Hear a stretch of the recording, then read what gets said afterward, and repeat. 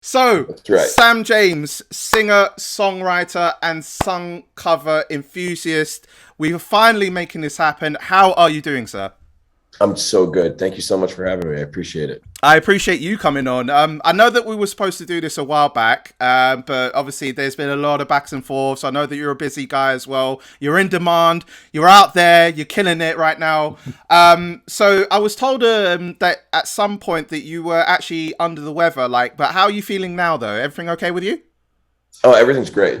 Yeah, totally great. It was just I got COVID for my third time, so Oh, oh shit. Okay, so that's where the last time we were supposed to do this, it was a another COVID situation. So oh dear. what are you gonna do? Like this is the times that we live in. But it Yeah. wasn't so bad. I wasn't. I mean, I was sick, but it wasn't as bad as the first two times. So Yeah, because I hear that as time goes on, if you get infected with something, it tends to be less infectious. Like as time goes on, if you've had like once or twice, then otherwise, then it's not too bad after that. So I mean, I've been lucky, touch wood, but I've been ill a few times, but it feels like it's just a passing thing now at this stage. So I'm glad that you're okay, though. I'm glad you're here. I'm glad you're here. listen, we're Awesome. here. We are here. Here we We made it. made it. We made it. We made it. I actually wanted to ask you before we get into it, because it's funny you said about the times that we're living in, because it seems like before, like the past 2 years, we've had to go on Zoom. We couldn't really go anywhere. Right. So for anything like interviews like this would be the common theme. But as time is going on now, obviously we're allowed to go back out. We're doing more festivals and concerts, and doing life as normal pretty much. How do you feel about the whole landscape now about, still having the balance of Zoom and then, doing real life stuff? Is it a thing like for us using Zoom that has become the norm at this point? Or is it a thing for you that you're still trying to be as active in not having to do so many Zooms? Well, I mean, I think with interviews and stuff, like it's definitely like become the norm. Hmm. Like this, like what we're doing right now is basically normal. It still feels like abnormal, like trying to like write a song on a Yeah. Zoom, or like it's like I don't know, it feels impersonal. Yeah. But I mean, I think that as things are opening back up and like concerts are happening, and like I think this is just something we're going to be living with for a long time. So Hmm. So how COVID's how not going anywhere. So how was it before with because you just mentioned about having to communicate with like producers and people that use instruments over Zoom, like how did that affect you as far as your ability in terms of being fully creative? Did that have a knock-on effect compared to like being in the studio or being with someone face to face? Like how what were the differences mainly for you?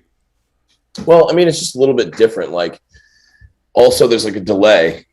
Like you Yeah. can't sing together at the same time on a Zoom. Like if the two of us tried to like sing a song at the same time right now, it wouldn't work, So it's like, other than that though, it's not like a terrible, it's not horrible, Mm, but it's just better like for the writing process to be in the same room mm, as opposed to like, I don't know, like it's such an intimate thing writing a song, mm-hmm, coming up with lyrics and stuff like that's fine on Zoom, mm. but just like the whole vibe and the melody and like I don't know, it's just really tough. Because you need that full interaction to really get your creative juices flowing, especially like if a full production of a song. When did you get to the point like because obviously last year we've had like lockdowns and stuff like that. So when did you get to the point of being able to be in the studio again? Was it like late end of last year? Like when was that for Yeah. you? Well, I would say like probably over the summer of last year. Mm-hmm. And we were just testing every day, just Mm, making sure that we were like good to go. mm. And we'd go to the studio and we would test. And then it was like a whole thing, but it was like, it's definitely more normal now. Mm. And it seems like you're just a busy guy ever since then, because there's a lot of stuff I want to cover with you. So I mean, of course, to start off with the Kiss concert that you've done recently, and let's not get That was confused so fun. let's not get confused with our version of Kiss FM in the UK. We're talking about Kiss 108 Boston radio station. You got to perform. Yes. You got to perform alongside the likes of Charlie Puth, the Chainsmokers, Ava Max, amongst a whole bunch of great talent. How did you get the call to be involved? I think I grew up in Boston. Hmm. So that was like really cool. And then I did a couple on-air interviews with them.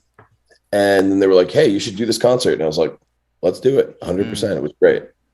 So how was it performing along those great talents there? Because you know, I mean, it was awesome. yeah, And it was at a venue that I grew up going to. So it was like 20,000 people. Like, it was so cool. Like, it was just, I don't know. It was great. I got to bring my son, which was really special for me. You know, because I usually travel. Yeah. He doesn't get to see a lot of stuff like that. So did it feel like almost full circle then, knowing that you've been to this venue quite a number of times, and now it's like you're taking it on a big stage where you're performing alongside these great talents here and bringing your song along to it as well? 100%. Like, it's just really was like a full circle moment. So if we take it back, I did a little digging and I found a picture of you and Kesha back in 2011. Where did you see that? I mean, you know, Twitter is out there. It's out there. It's on the Twitter. That's so funny. Was it in the early stages of you know, starting off music? Like, how did that come about? Was it a thing where you were invited to one of her shows, or do you know Kesha personally? Like, how did that all come to be? Well, that was so funny. That was in New York City, and I had a show that night, and this guy, his name is Al. He goes like, what do you call it? Cool Kojak is a producer name. Okay. And he produced all the Kesha stuff. And he came to see my show and he was like, do you want to go hang out with Kesha? And I was like, sure. So it was just like so random. I can't believe you found that picture. That's hilarious. No one, you really deep dove.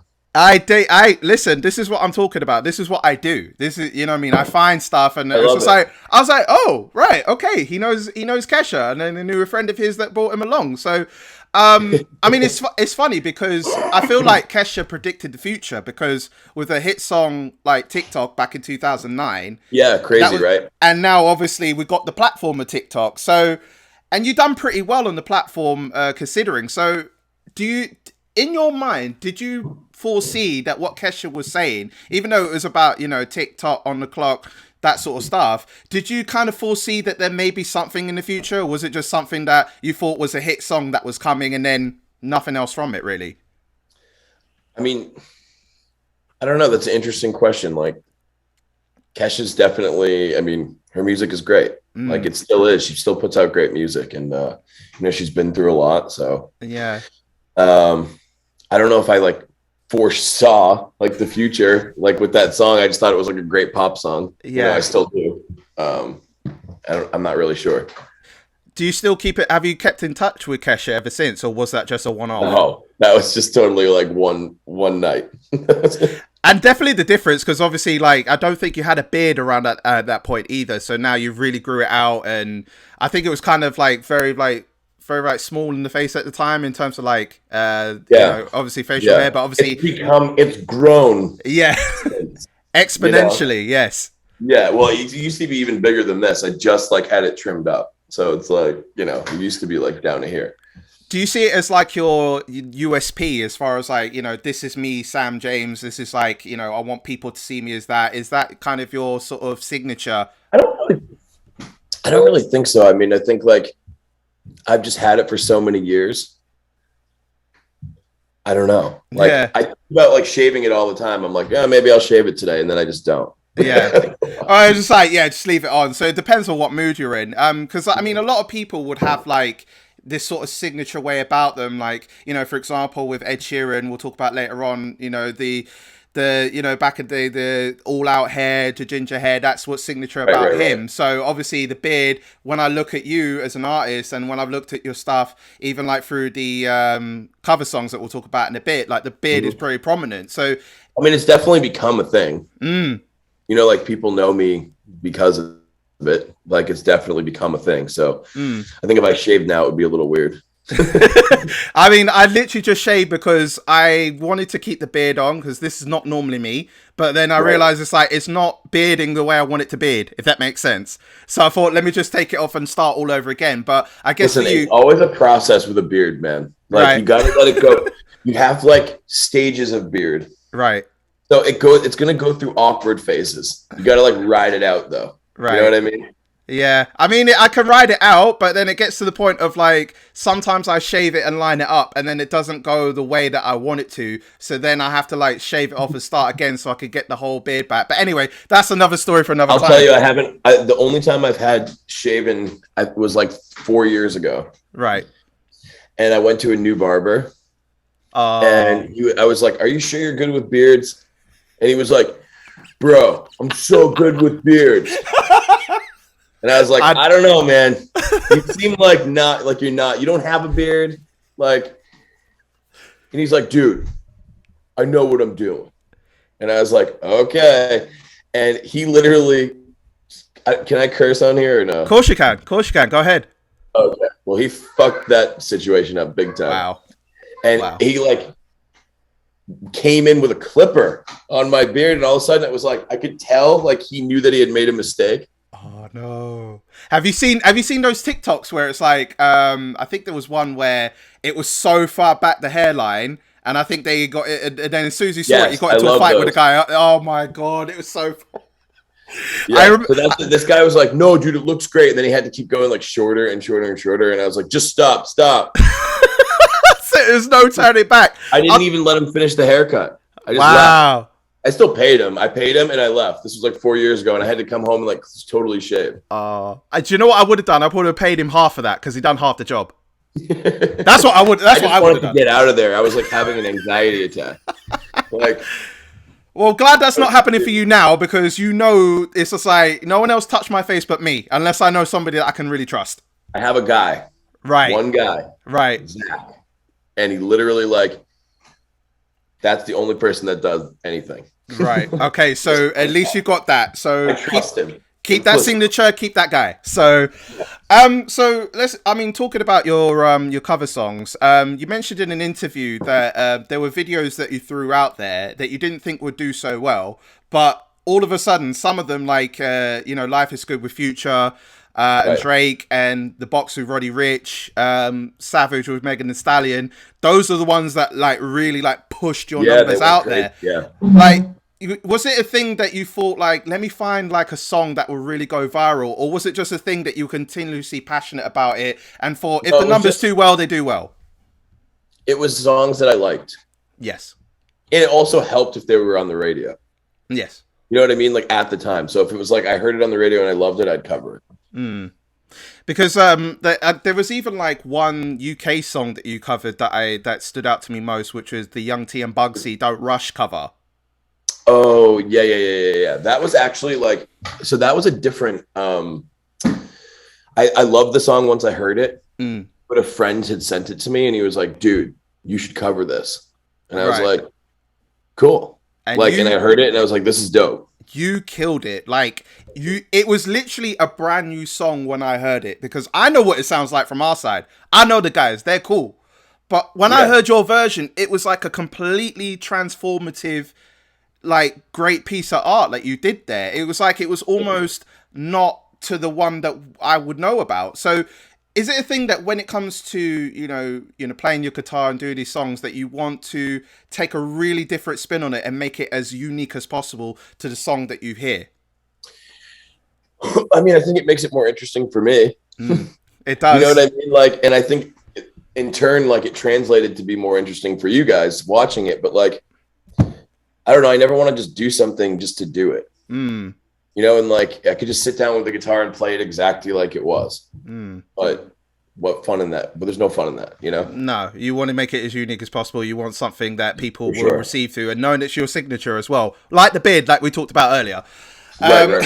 Exactly. This gorgeous beard. Yes, the gorgeous beard is there. Yeah. I mean, it's interesting to me with your story because hold on. It might be loud for a second. I'm just going to go, dude, we're working with, I know it's Massachusetts, but it's like 100 degrees today.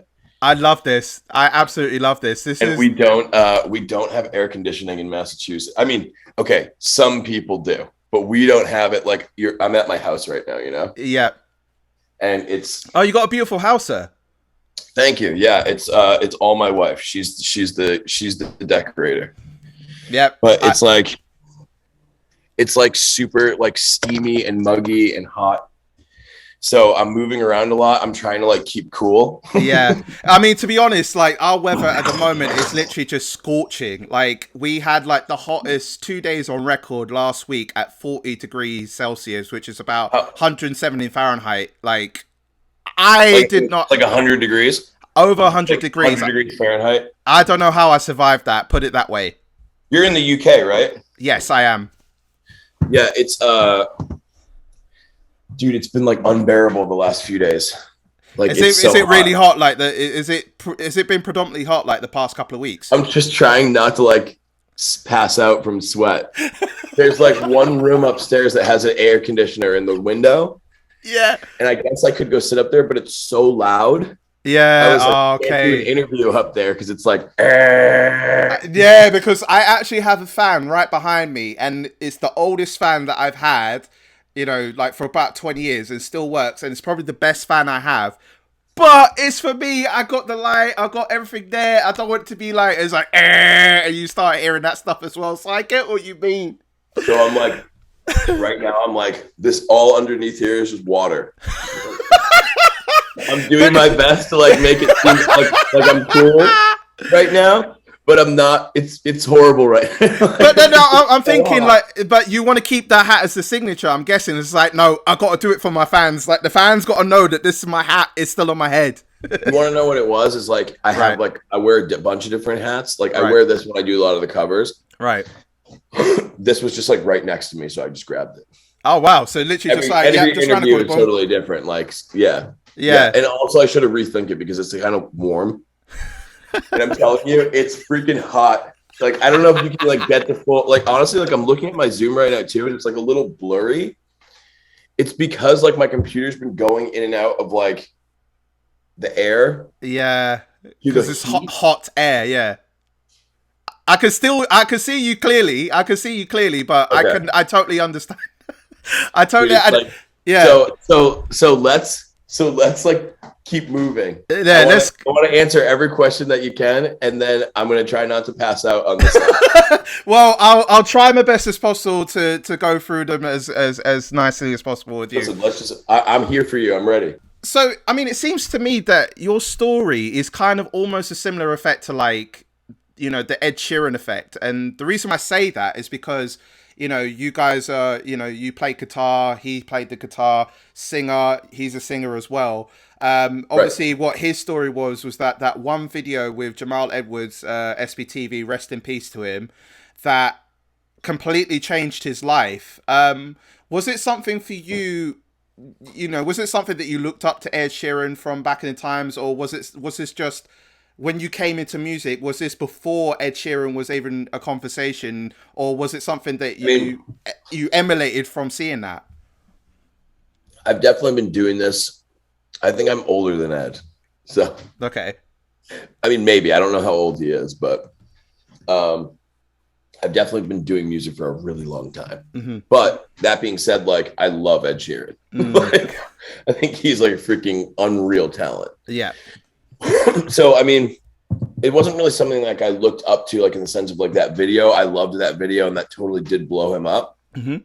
But I mean, I didn't like seek out to do that. You know, like this kind of just like this time around with all these videos going viral, like it was a total accident. Like it was just like it wasn't something I set out to do.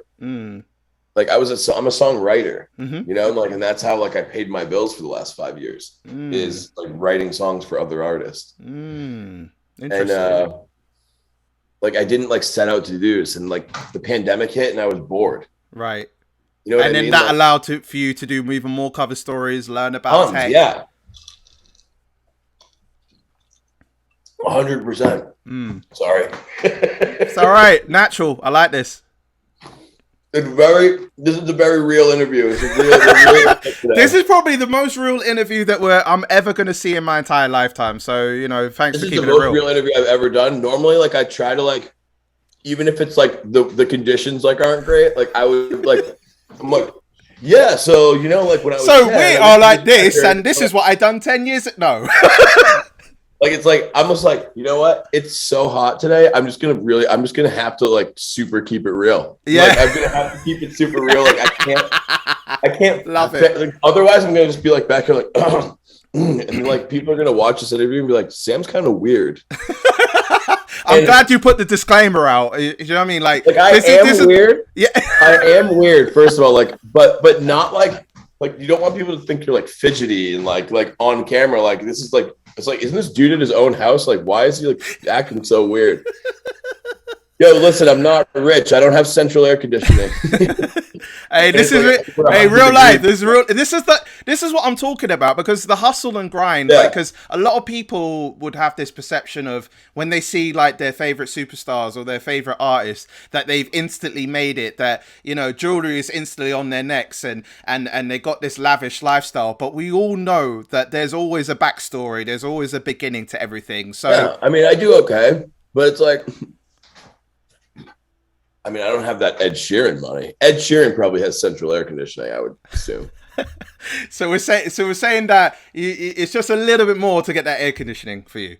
It's not even that. It's just, it's never like this in Massachusetts. It's like very like it's not like LA or the South. Like I have a place in Nashville as well. Okay. Like, and you have to have air conditioning there because it's so hot all the time. Like it's not generally hot here.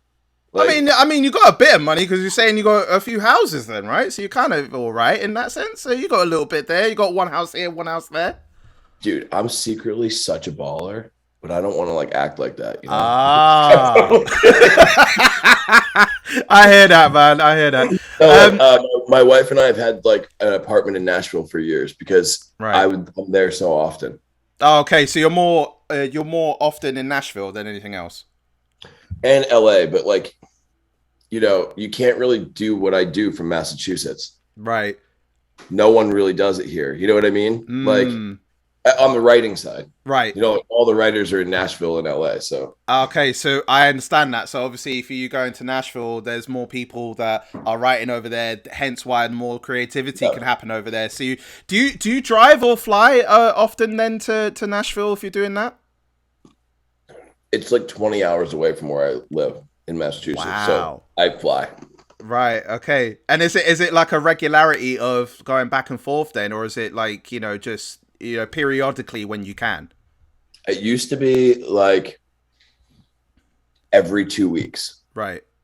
But now that I'm on the artist side, like I got really busy, so I'm not writing as much for other people. So then you're more dedicated to yourself now. And was it more predominantly that you were doing a lot more songwriting for other people during the pandemic, or was it always been a thing, but now like you're really in this kind of time frame that you're focusing more on yourself, because you got a few singles which we'll talk about in a bit. Yeah, so now like I used to just predominantly just write for other people, but now I just write for me, which is crazy. Like it's such a weird reality. Yeah. Like, I'm not used to it yet, you know, like this kind of stuff too, like the interviews and like all this stuff. Like you can probably tell from this brief interaction that we've had, like I'm kind of normal. Yeah. Like I'm not like I really like, I'm a very like normal guy. Like I like to be at home. Like I have like an amazing wife and an amazing kid. And like, I like to be home and like, I'm a pretty like regular dude. I like that because there's no front on that. Because literally, like, you know, I'm not saying that anyone else would have a front on their side of things, but you know, from what you're describing, it's literally just this is my environment. This is this is me. This is everything about me. There's nothing I'm adding on or taking away. Yeah, no, I'm not trying to hide anything. You know, like I feel like, but I'm also not used to this either. Right. I've been doing so many interviews and stuff lately, and it's like, also, I know it's important like to promote records and stuff, right? But I find like constantly talking about myself does it get a bit jarring sometimes? It's draining because it's like, I don't know, like the way that I was raised, right? Like, just like be humble, yeah. And when you have to do an interview, you're like, basically like you're promoting something, but like what I want people to do is like just check my music out, man. You know Yeah, what I of mean? Like, course. I love making music and I think it's great, but like, it seems disingenuous for me to sit here and be like, well, I've done this, and this, and it's so cool. Mm. You know what I mean? Like, I've gotten to do a lot of really cool stuff, but like at the same time, it's like, I don't know, like I work hard for it, Mm. but I don't want it to like seem like it's just like a magic overnight Thing. Well, hold that thought because I really want to tap into that, but I think it's giving me only 2 minutes left. So Yeah, if you we want to come, close out and jump back in? yes, let's do that now. And we're back. And we're back. Sorry, it didn't want to let me back in. I think my computer is overheating. I really am digging this. I'm digging this so much. Me too. This is probably my favorite interview that I've ever done. And I haven't even gotten to the crutches of everything yet. Like, this is just only the beginning. I'm just like, yo, it's hot. Like, I feel like the walls are sweating. Like, I'm sweating like profusely, like underneath this. Like, I'm gonna take a cold shower as soon as this is over. Do you know what's funny? Like, you just made me think, like, his palms are sweating, knees weak, arms are heavy, his palming on his sweater. Oh, spaghetti. Yeah, it's literally like, it's just the heat that's the only difference. I love that. I love that movie so much. Yeah. 8 Mile. I always think about like, I went to prep school for high school. Okay. And I didn't grow up with money, but my mom worked really hard to send me to prep school. She worked like 3 jobs. She really wanted me to go to this prep school, right? Good moms, right? Yeah, man. Good mom for sure. She really wanted me to go to this prep school. I did not want to go. It was an all boys prep school. You had to wear a suit every day. But the reason I always think about it, it's like he went to Cranbrook. That's a private school. When the battle when they're rapping. Yep. I remember that. He's supposed to be the big shot, you know? Yeah. And he's supposed to be the biggest gangster of them all. And then all of a sudden he's saying like, you went to a prep school, Cranbrook. But do you know what's ironic? Yeah, I went to a high school, we'll call it high school, but it was actually on a road called Cranbrook. Oh, funny. It's so ironic because I went to Cranbrook Road and my school was called Valentine's High School. And it's funny because I'm thinking about it now. Like, no one's ever said to me about, oh, have you had this inside joke about being at Valentine's Day and you go to the school on that day? No, never. But Cranbrook was the road that I was on to go to school. So it's quite ironic. And it was a mixed school. So it wasn't like prep or anything like that.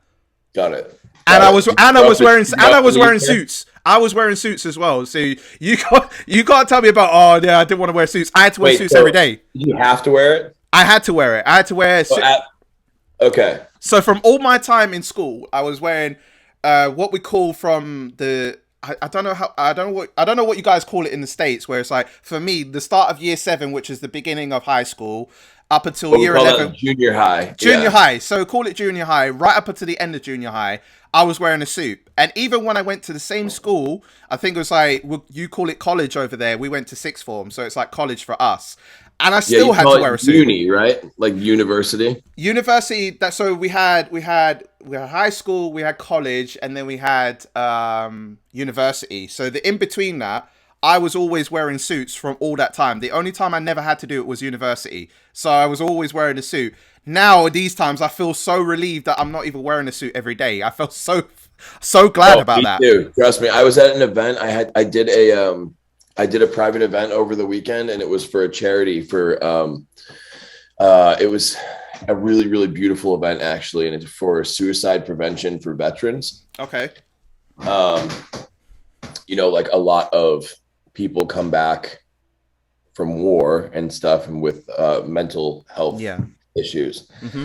And this charity was really great, but I had to wear a suit, and I haven't had to wear one in a really long time. It was like black tie. It was like really bougie, and I'm super not bougie. Like, I'm like the least bougie dude ever. So I could tell.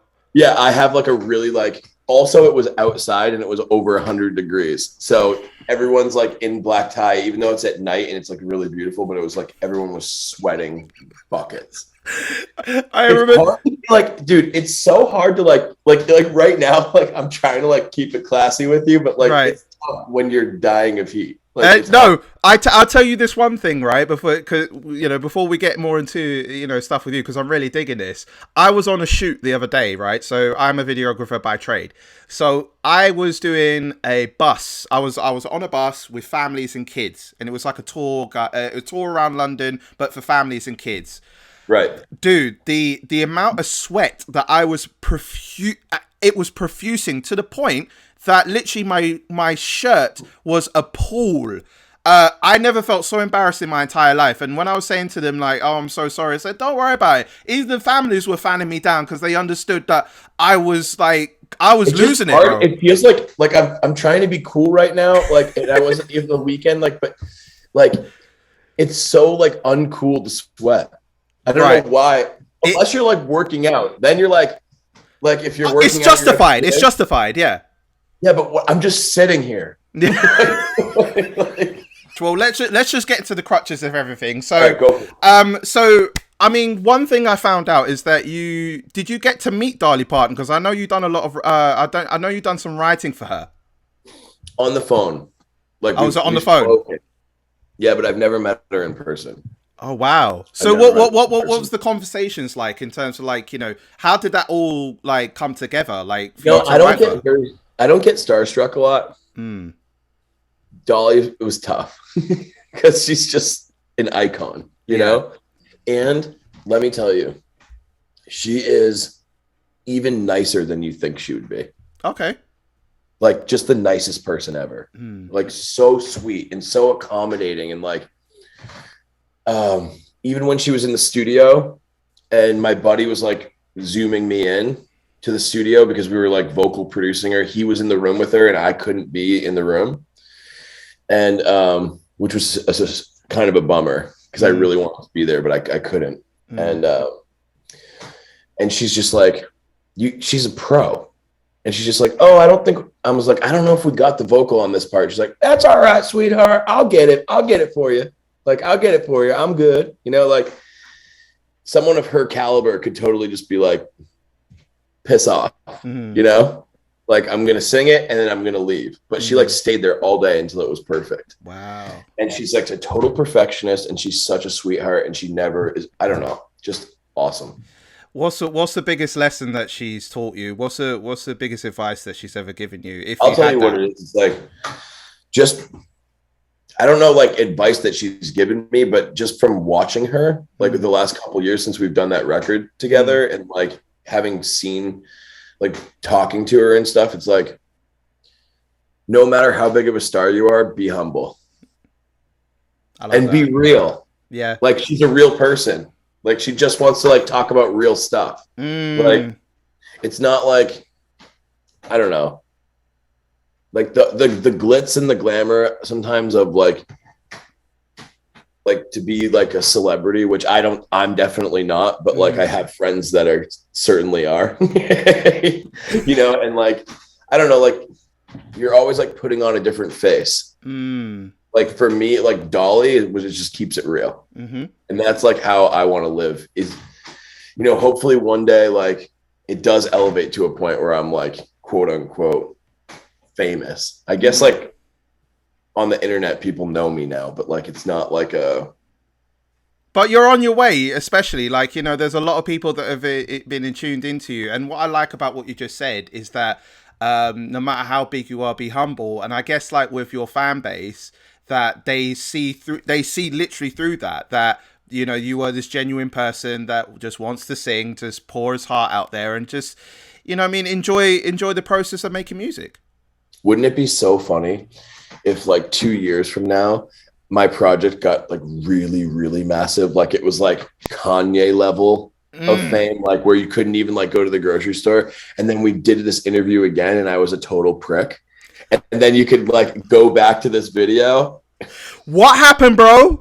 Interview one. And remember when we had like an hour-long conversation about being humble and like you just and then all of a sudden you just change your perspective and how much of a dick you are now? I just like totally like trying to flex on you like the whole time. Like, wouldn't that be hilarious? That would be hilarious. And I would just think like, you know what? You said it. You said it. And you're like, let's go to the tape. Let's go to the tape. I'll reverse it. There you go. Yeah, let's go to the tape. Like, you've turned into a real prick, man. Yeah, well, the new Kanye 2.0. So and I've also found out about Bootsy Collins. Talk to me about him, because Dude, you're good, man. Yeah, I mean, good. How do you know about this stuff? I mean, I got the juice. I got the juice. You do, man. You have the juice for real. Like, that's crazy. Like, I haven't talked about that in a long time. So, I mean, talk to me about him. It was amazing. I got to play Austin City Limits, which is like in Austin, Texas, which is like one of the most iconic venues in the country. And it was like South by Southwest, which is a huge festival. And they asked me if I wanted to like open up for Bootsy Collins, which was freaking amazing. I mean, he's a legendary bass guitarist. Hello. Hello. And he was also like the nicest dude. I tend to find that a lot of these legends are very, like, you know, humble and approaching. It's always young. It's always the newer celebrity that you meet that are the worst. Like, but people that have been doing it for a long time are usually pretty cool. And it's funny. And did you get a chance to speak to Bootsy afterwards? Or yeah, like totally. Like, he actually came to my dressing room and he was like, "Hey, man, I really liked your set," and like he was like just so nice. Wow. Like, such a nice guy. Yeah. Did he chill with you, or just like have a couple of minutes and then like go about his business? I mean, we kind of like hung out for a few minutes. Yeah. And then he like went. Then he had to go play. So, yeah. But that's all you need, really. That's all you kind of need. Like, you know, you had that. Yeah. You had that moment, and hopefully the moments will come again. A lot of cool like experiences like that over my career. Like, I got to open up for Bootsy, obviously. Like, I've got to work with Dolly. Like, I've opened up for Chuck Berry a couple times. Wow. Which was like really freaking cool. Wow. I mean, talk about legends. Yeah. I mean, you've had a legendary career in a sense that you've got all these legendary experiences, and you're only really just beginning in a sense, because you've been doing this. It feels like I'm just beginning, but it also feels like I've been doing this for 1,000 years. It's that correlation. It's that correlation. Like, I've been working at this since I was a child. Right. Like a young child. Yeah. However, it's all kind of just starting to happen for me in the last couple of years. And I've had like cool things over the last 10 years. I get like waves of it. You know what I mean? Like, I'll have like a few months of like things will go well. Like, this isn't my first record deal and stuff. No, of course. Like, I've had booking agents and record deals and like all this other stuff like in the past. This time is a little different. So it's interesting you just said about record deals, because obviously this isn't your first rodeo in terms of this. So having done those deals, and I'm guessing that you're independent at the moment as far as where you're going, like how going from record deals and now understanding, how's that led you to understanding what, you know, how to play the game, and then, you know, building yourself up even more, having done those deals in the past? I wish I could answer that better for you. Well, I'm in a deal now, so I'm signed to Universal. Right. I wish I could answer that better, but it changes on like a week to week basis. I'm not kidding you. Like, every like 6 months, the industry changes. Wow. Doesn't it ever? Crazy. Like, it's hard to keep up with it. So like right now, like TikTok is the thing. Yeah, it certainly is. And the attention spans are much shorter, so that's why it's like, you know, 15 to 30 seconds, whereas like on YouTube, I can't stand it. Like, to be honest with you, like, first of all, I love TikTok. I think TikTok is really cool. What I don't like about it is like 15-second clips of a song. Like, songs are on the radio now, and I'll be like, why is this song on the radio? It's horrible. And then I'll hear the part that I know from TikTok, and I'm like, oh, I see why you put it on radio. I mean, you have to, you know, like, it gets so big online, but yeah, I mean, like, if the industry changes, sorry. I mean, you might have to change the cap soon, maybe. I don't know, man. I'm gonna have. I think I might be like shirts optional in a minute. You're gonna really get like the full. I mean, I interviewed a MMA fighter the other day, and he had his shirt off all in the sun, so it won't be the first time. I wish I'm not in good enough shape to be shirts off. Well, not so much me either. That's why I'm keeping myself safe too. I'm with you, bro. I'm with you. Don't let the angle of the camera fool you. So like I don't like show. I'm like always here. Yeah, exactly. So no one can see the rest. It's fine. It's fine.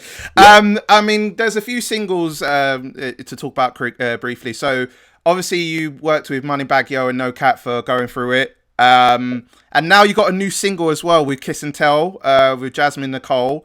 I love the song because I feel that there's a lot of fusions with like soul and country and it has that merge of like genres that I do like because I've gotten into like country fusion recently.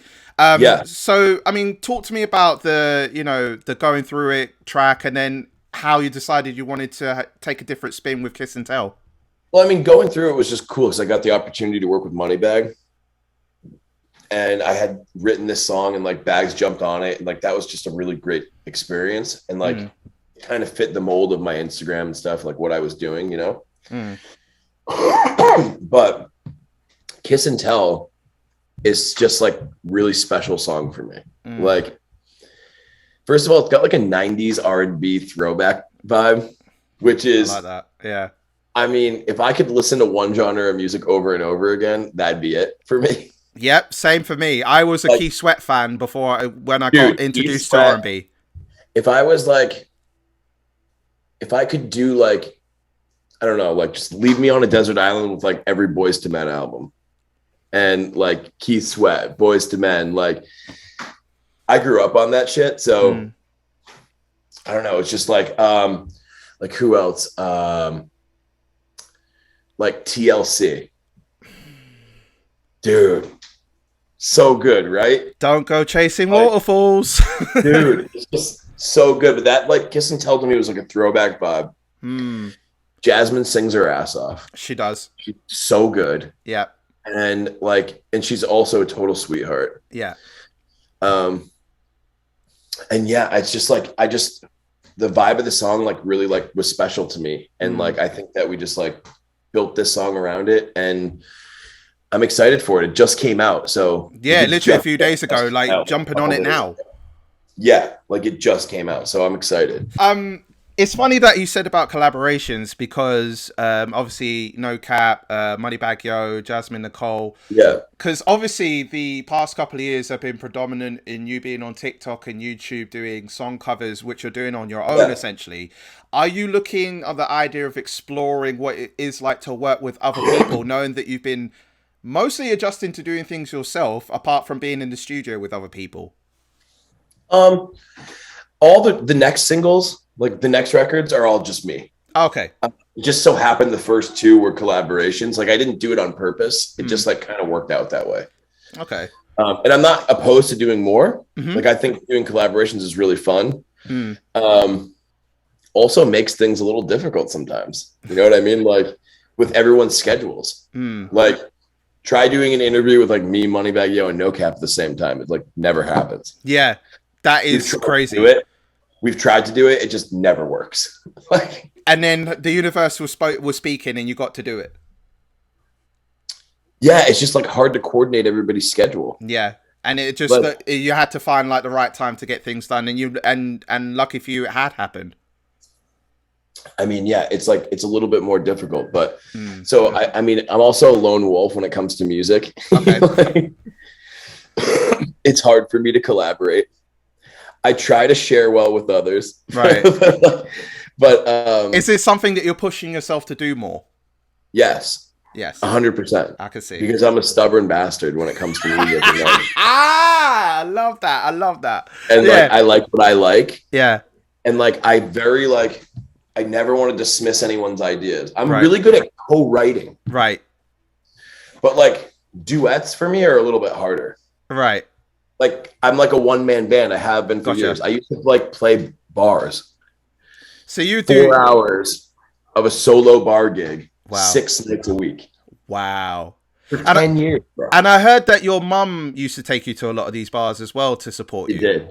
Yeah. Yeah. And When I was like 15, she used to drive me all over the country. and how does she feel now at this stage? Because obviously you're not doing so much of the bars like that anymore. Like you're really focusing on honing your craft Oh, in. yeah. So how does she feel about it now that you've pushed and you persevered? I mean, she's like the biggest stage mom ever. So she's like, That's my baby. yeah, she's like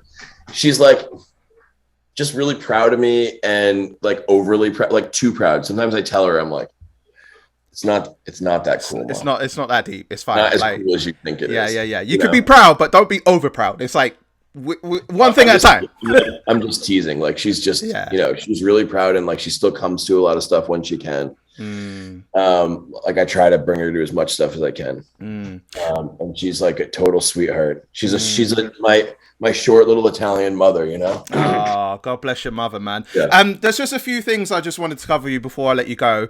Sure. You're a Patriots fan. Oh, dude. I mean, I do have a hard out at 12:20, but I might have to push this call for another hour because if we're going to talk about the Patriots. I mean, obviously we could do the brief stint to it because obviously, I'm still ignorant as a UK fan, not really knowing about it. Well, what was I was just in the UK a few months ago. Oh, were you? Yeah. And I was working at the Tile Yard. Okay. Which is like a bunch of recording studios, like all together. Right. It's like really, really dope. I don't know if you've ever been there. No. Can't say I have. It's so cool. Like Mark Ronson has a studio there, and like a bunch of big UK producers have studios there, and it's like such a vibe. What's this place called again? It's called the Tile Yard. Tile Yard. Okay. Yeah, and what's cool about it is like it's like looks like big apartment buildings, but they're all recording studios, and then there's a bar in the middle, so like everyone can go hang out. It's really dope. It does sound familiar actually, but I need to check it out online. But so I mean, to cover it, like you're a Patriots fan. I'm guessing that you're a Celtics fan as well. Yeah. Oh, the reason I brought up being in the UK is because I watched football there. As in like British football or American football? No. American football. Okay, so... And I was like dying laughing because... So I had to stay up super late to catch... So I was there... I guess it was longer than a few months ago because it was football season. So it was like January. Right. And I had to stay up super late to catch the game. But the announcers, they can show the game. Like you guys got the rights to show the American football game. 100%. But you don't have the rights to show American commercials. Oh, we don't. Because we're British commercials only. Yeah. Right. So instead of showing British commercials, what they did was they, in between like the commercial breaks, sorry, it's getting like oppressively bad now. I won't hold you on too much longer. In between commercial breaks, they went to a British guy. Yeah. Who was just explaining the rules of American football. Oh, mate. And not explaining them right either. Oh, so you must have looked at it thinking like, you're doing it wrong. What are you doing? I was pissing my pants. I loved it. Because you're hearing the British side of it thinking like, okay, yeah I know the rules. I was like, this is the fucking greatest thing ever. Like I was like taking videos of it with my phone and sending it to my friends. They must have been laughing their asses off too. They were, but that's like how we are about soccer. Right. We pretend like we know what we're talking about with like football. Right. But we're so dumb. We have no clue what it is. Well, I mean, regardless of your knowledge of it, I mean, you got to perform in their respective arenas. So, I mean, how did that feel? I mean, knowing that you supported these teams and then you got to perform in those arenas. Amazing. Like I would do it any day of the week. Like it was super, super cool. And I got to meet all the players and stuff. It was great.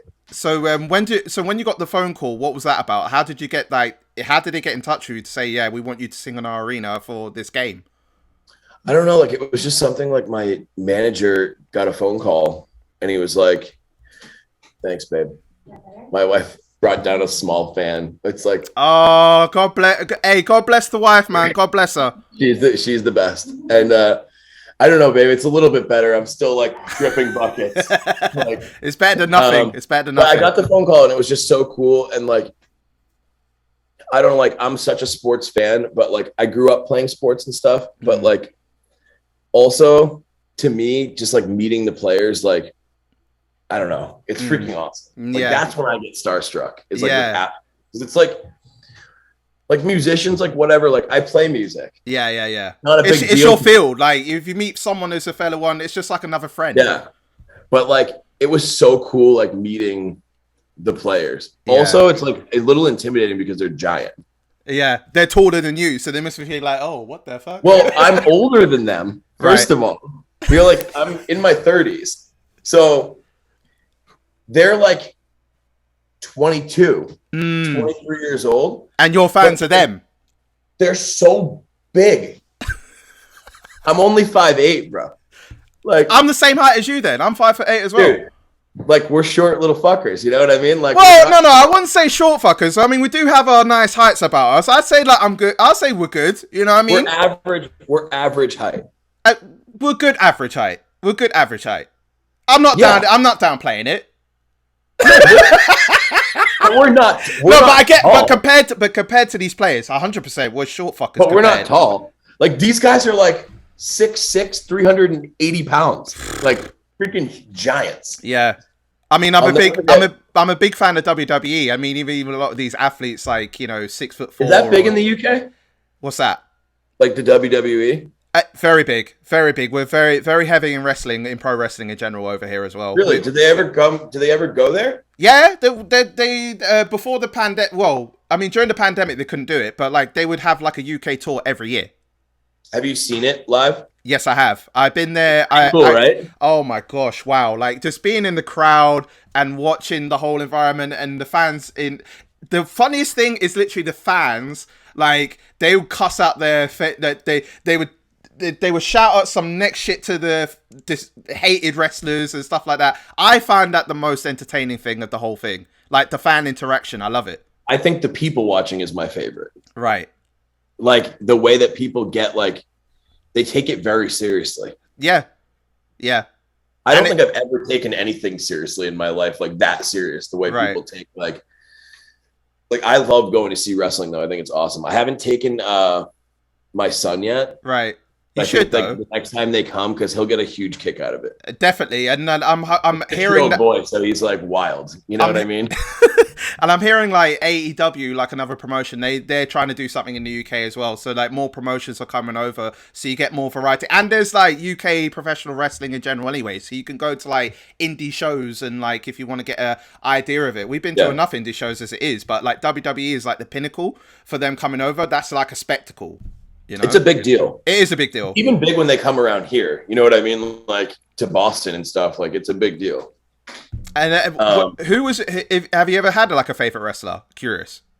Oh, of course. Like the Hulk Hogan. Oh, Hulk Hogan. Okay. Like old school, man. When I used to watch wrestling when I was a little kid, like yeah, brother. Like that was my guy. You know. So about the feuds with him and like Ric Flair, Bret Hart. You know what I mean? All of these sort of. Like The Undertaker. He's one of my favorites. The best, right? Yep, 30 plus years, and now he's broken the fourth wall, retired, and now we're seeing Mark Calloway, which is mind-boggling to me. Super weird. It is weird. Get him back to the dead, man. Get him back to the dead, man. Don't break the fourth wall, man. Like I don't like it. Like it's not with wrestling. You know what I mean? Like, yeah. Let me just say too, before I know that. And before I pass out too from heat exhaustion, not to kiss your ass or anything, but like I love the UK so much. Like I could live there 100%. Like I feel like you fit in so much for some reason. Like did you ever get a chance to go to Shoreditch? Which is kind of like a very trendy area of London. Like it's. Yeah, but you say it so nice. Like I say it like with a shitty Boston accent, like Shoreditch. Sure. Yeah, you got to come to Shoreditch, man. That was probably my worst American accent. That was pretty good. Yeah, I mean, I've tried it before. I just love your style sometimes, especially like doing the dap. I like doing all that stuff. Like you Americans do it well, but it's like if we tried to do it, UK Brits like they just shake hands awkwardly, and it's not my style. I don't like it. I had so much fun, and I've been to London a few times, but I had such a great time. So I would be in the studio during the day, and then I would go down to Piccadilly Circus and play poker at Oh, night, wow. and like go to what's the casino down there? It was like such a vibe. Oh, yeah. Um, There's one in central London. I know which one yeah, you're talking it was about. like it was like such a vibe, and like I would go out and like have like these beautiful dinners like with friends at night and stuff, and like I just love your country. Like it's just the people are so nice. Yeah. Like where I'm from in the States, like the Yeah. people are very nice. I think we Like feel the same about us as a whole. Like UK, we kind of have this energy that we're to ourselves as well. So I think it's like when we come over to your side, like you look at us thinking like, "Oh my God, you're so nice" and everything else, and we feel the same it's about the you. accent. It's the accent. It You could always is. literally It tell always us- is. You could literally like kick my dog in the face in front of me, and then just you'd be like, sorry, mate. Like, and I'd be like, That was actually decent. That wasn't too bad, you know. I'd be like, dude, it's totally cool. My dog shouldn't have been there. You know, like you can. Not that I would do that though. No, no violence against dogs. I 'Cause know got you two wouldn't. dogs. I You love. seem I like love. way too nice. No, I got two dogs. You're a dog person as well. That I assumed you are, right? Dude, we have if it wasn't so crazy now, and now it's gonna start to thunderstorm. Not only is it 1,000 degrees, it's like Wow. it's now raining, but it didn't cool off at all. It's like ridiculous. However, let me tell you, we have like a mini farm here, Right. and I would take you out and show you. But now it's raining. So Yeah, do yeah. that. We've got goats. We'll do it on the next one. Dude, we'll definitely do this again. But I've got goats here and like fish ponds and like it's like a Wow. lot of like going on. My wife is a big animal, like we're rescuers, you know? Wow. So do you adopt a lot of animals then, in general? Yeah, except we stopped Because it was too over the much. last year. Right. Yeah, it gets Yeah. to be I too bet. much. I bet be a lot of shit on the floor and just like picking shit up and just like, maybe let's not But hold out on another animal. we're also like very clean. Right. So like No, I'm not suggesting that you guys are like, no, but I'm just saying, obviously, the amount I of don't want animals you people to have. think that like No. I don't want people in the UK to watch this and be like, "Oh my god, like Sam was cool, but there's such filthy Americans." No. I get what you're saying. Because obviously you have a lot of animals, so it must be a lot of maintenance to clean that. Do you know what I mean? Yeah. Yeah, I'm not. So I'm a big dog guy. Right. Like big. We've got dogs and cats and everything, like all of it. So Yeah. Well, I mean, I've had so much fun talking. We could go for hours and hours on end, and I hope we can do this let's again. book, when I do the next single, it's like coming out, I think, in a few months. I would love to do this again. That bet. Let's do this. There's just two more questions I want to ask you before I let you go. I seen a picture like on Twitter that you put up of Ali G. I'm nervous. I'm super. Oh nervous. no, it's okay. You deep dove. No. But this one is a bit more like lighthearted. I've seen a picture of Ali G. From the Academy Awards a couple of years ago. Are you quite heavy into UK comedy? Okay, so I fell in love with Ali G. Right. Like the original Ali G. Right. Like the movie. Yeah. Oh, the movie itself. Remember? Yep. Yeah. Like Ali G, the movie where he's just like booyah, Yeah. Kesha. Like, Yeah. freaking, like so funny, and I love UK comedy. Right. I just love it. I think it just makes me. So there was that, and then there was like Summer Heights High, which is like Australian. Yep. But like I just found it to be like really funny, and like Ali G and like all the stuff he's done is like really great. And then of course The Office. Oh wow. Okay. Yes. Ricky So Gervais. I'm a huge fan of The Office. Wow. Ricky Like, Gervais. Our place in Nashville is like themed like The Office. Like So you inspired the house based on The Office. like just the decor. Like I have Right. like pictures of like framed pictures of like Michael Scott and stuff like on the walls. and shit. Dedication. So you definitely like the UK then because you got a lot of like familiarities with but us. I loved the UK Office. I loved it. I thought it was great. Thank you so much for your time. I really do appreciate it. Dude, this has been really, really awesome. Sorry I was like a hot mess over here. But I mean, look, I'm a hot mess too. It's not like hot girl summer for these women out here right now. So I don't have hot girl summer. I have chubby, sweaty guy summer. I mean, I'm more like, profusely sweating vibes for me. So Yeah, 100%. Well, I'm gonna literally like go like try to like take an ice bath before my next Zoom. Actually, no, I'm gonna jump on a Zoom like right now, and they're gonna be like, "What's the matter with you?" Well, I mean, final question to you then is, what's the plan let's going go. forward? What's the plan going forward for you? Because obviously, I'm guessing there's touring, there's more music, more covers. So Yeah, what's the move going forward? lots of music, tons of music. I want to put out a full album this fall, and touring for sure. And I mean, the plan is like keep my head down, keep working. Mm, Like I can't get too distracted by all of the bullshit. You know what I mean? Like it's like I just want people to hear the music because I'm really excited about it, and I put like my whole heart in it, and I just want people to hear it. And I'm not saying you have to love it. It'd be great if you did, but it's just to acknowledge it.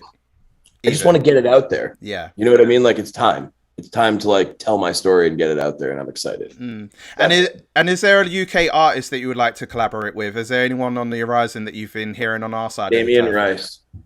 Who? Damien Rice. Damien Rice. Interesting. Yeah. Okay.